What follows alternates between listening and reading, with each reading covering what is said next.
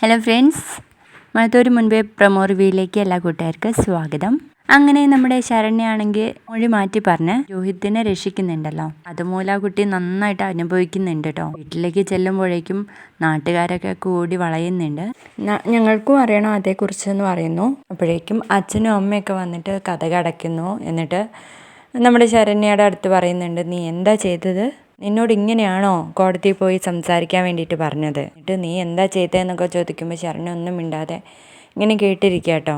അപ്പോൾ അച്ഛൻ പറയുന്നുണ്ട്, നാട്ടുകാർക്ക് എല്ലാവർക്കും അറിയണം അത്രേ, നീ തന്നെ പോയി പറഞ്ഞു കൊടുക്കടിയെന്ന്. അതിനുശേഷം കാണിക്കുന്നത് നമ്മുടെ ബാലേന്ദ്രനോട് ശിവൻ ചോദിക്കുന്നുണ്ട്, ഇവളെ പറഞ്ഞു വിട്ട് ശരണ്യയോട് സംസാരിച്ച് രോഹിയെ രക്ഷിച്ചല്ലേ എന്ന് ചോദിക്കുമ്പോൾ നമ്മുടെ മനു പറയുന്നുണ്ട്, രോഹിക്ക് വേണ്ടിയിട്ട് പോലും അലീന ആ കുട്ടിയുടെ അടുത്ത് സംസാരിച്ചിട്ടില്ല എന്ന്. ഇതൊക്കെ കേട്ട അലീനയ്ക്കാണെങ്കിൽ മുഖമൊക്കെ മാറുകയാണേ. പിന്നീട് കാണിക്കുന്നത് നമ്മുടെ രോഹിത് ആണെങ്കിൽ വീട്ടിൽ വന്ന് റൂം കയറുമ്പോൾ അലീനയോട് എന്തൊക്കെയോ സംസാരിക്കുന്നതൊക്കെ ആയിട്ട് കാണിക്കുന്നുണ്ട്. മിക്കവാറും അതൊരു പശ്ചാത്തപിക്കലാവാനാണ് സാധ്യത. അങ്ങനെയാണ് ഒരു എക്സ്പ്രഷനൊക്കെ കണ്ടിട്ട്.